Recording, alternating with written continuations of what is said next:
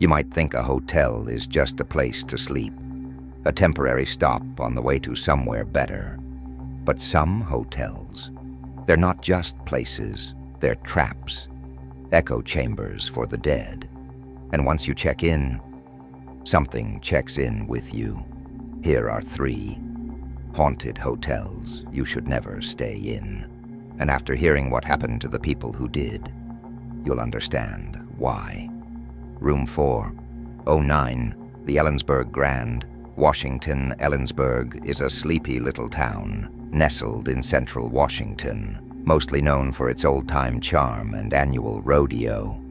But few locals ever speak about the Ellensburg Grand, a 3-story relic from the 1920s, still operating on the edge of town. In 2019, a couple named Rachel and Kyle were on a spontaneous road trip and decided to stay the night at the Grand.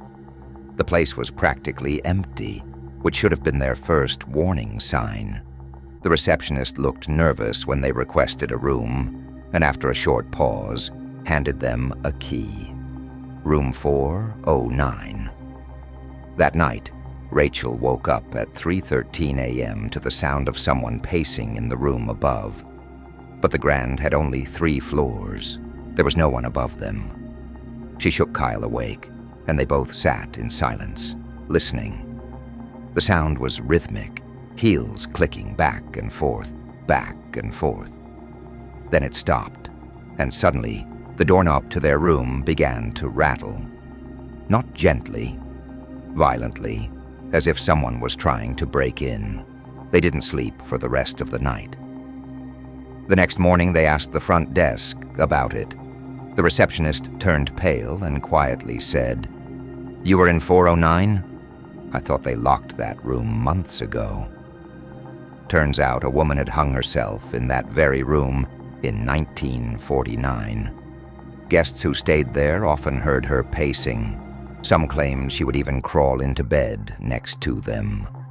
The hotel refuses to speak publicly about it. But the room is no longer listed online. The Pine Creek Lodge, Montana, tucked in the woods near Livingston, Montana. The Pine Creek Lodge is a rustic cluster of cabins with cozy interiors and crackling fireplaces. It's popular with hunters and writers looking to escape civilization. But there's one cabin, Cabin 3, that's become notorious in certain online forums.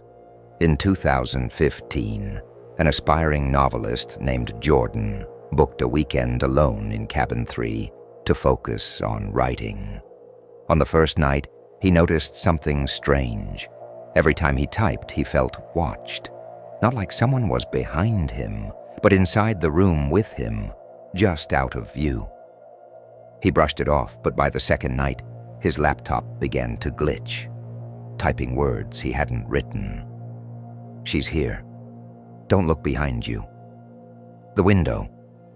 He slammed the laptop shut. That's when he heard a knock. 1, then 2 more. He slowly turned toward the window. Standing there, not more than 2 feet away, was a pale woman in a 1930s nightgown. Her eyes were entirely white. She didn't blink. She didn't move. She just stared. When he worked up the courage to open the door and confront her, she was gone. No footprints in the snow. Nothing. He packed his things that night and left. Later, he posted his story online. Dozens of replies came in. Different guests, same cabin, same woman. One claimed to have woken up with claw marks on their chest. Another said their girlfriend walked into the woods after seeing the woman and was found 5 hours later, curled up and unresponsive. Cabin 3 is still available for rent, but good luck getting through the night. The Crimson Rose Hotel, New Orleans, Louisiana. The French Quarter of New Orleans is filled with whispers of the dead, but few places are feared as much as the Crimson Rose. It's a boutique hotel built inside a restored 1800s townhouse. Lavish, velvet curtains, candlelit halls. But beneath the luxury is something rotten.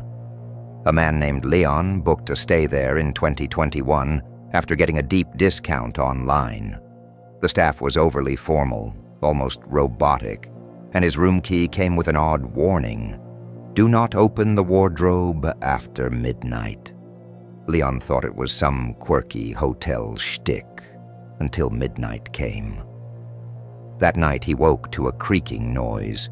The wardrobe door had opened on its own. He got up to close it, but as he reached out, he saw something inside. Something crouched, humanoid, with its back turned, breathing raggedly. He froze. The figure slowly turned its head. No face, just skin stretched tightly over where one should have been. Leon slammed the door and shoved a chair against it. He didn't sleep. In the morning, the wardrobe was empty, but carved into the inside of the door were scratch marks, human nails, scraping to get out. Leon tried to check out early, but the staff said he had to stay all 3 nights due to policy. By the final night, he locked himself in the bathroom and left the lights on. That's when the mirror fogged up, even though there was no steam. Written across it, "You opened it." He doesn't remember falling asleep. When he woke up, he was in a different room entirely, one the hotel claimed never existed. There were no windows, no doors, just 4 walls and that same damn wardrobe. He screamed for hours. Eventually, he blacked out. When he woke up again, he was back in his original room, and it was morning. He checked out and never looked back. But here's the twist. Leon had taken photos during his trip, selfies, snapshots of the room, food, the hallways. When he looked back through them, every single photo had something in the background. A shape, a figure, tall, skin stretched, always in motion. The photos kept getting closer, until the final one. It was a picture of Leon, asleep in bed, taken from inside the wardrobe. People love the idea of haunted hotels until they're the ones lying awake at 3 a.m., listening to footsteps that shouldn't be there. If you ever get a cheap rate, an upgrade, or a special room no one else wants, ask yourself why.